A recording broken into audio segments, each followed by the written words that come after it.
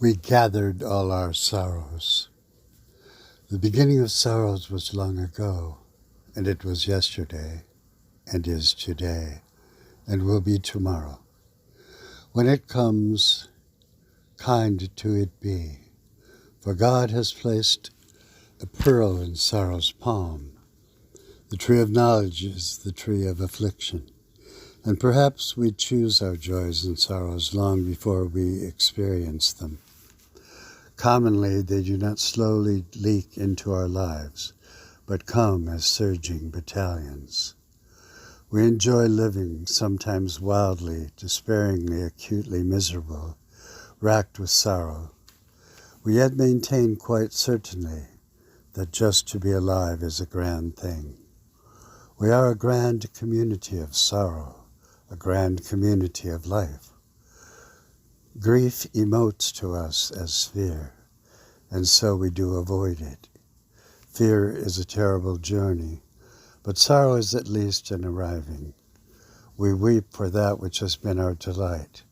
The sorrow of it sometimes sweeter than the pleasure of the pleasure itself. The poet says, "Sing, seraph, with the glory. Heaven is high. Sing, poet, with the sorrowful. Earth is low." Inward voices of the universe cry Amen to either song of joy and woe. Sing, seraph, poet, sing on equally. And this too is our experience, yet shall not forever be.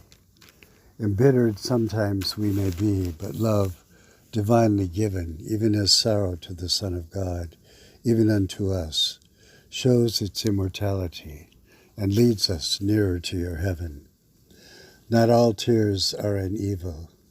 In them we watery see joy beyond the walls of the world, poignant as grief. For if joyful is the fountain that rises in the sun, its springs are in the wells of sorrow unfathomable at the foundations of the earth. We are not bound forever to the circles of the world, and beyond them is more than memory. Upon the shoreless seas and stars uncounted, there is enchantment of beauty and an ever-present peril, both joy and sorrow sharp as swords. Silver fountains, crowns of gold, our harps restrung. Streams shall run in gladness, the lakes shall coppery shine with glory, and sorrow fail and sadness, and the King of glory shall come in.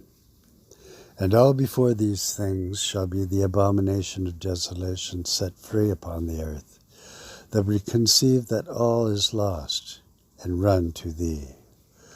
The mountains tumble in both judgment and salvation. They are the same event. In life we did often lose our mother, a pure soul who blessed and guarded us constantly. So now we turn to you, the more. All of sorrow, all of joy were in your life and ours. We are given to know you in all ways. The cup that holds your blood is our chalice of receiving.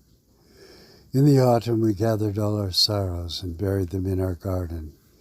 And when April returned and spring arrived to wed the earth, there grew in our garden beautiful flowers, unlike all other flowers.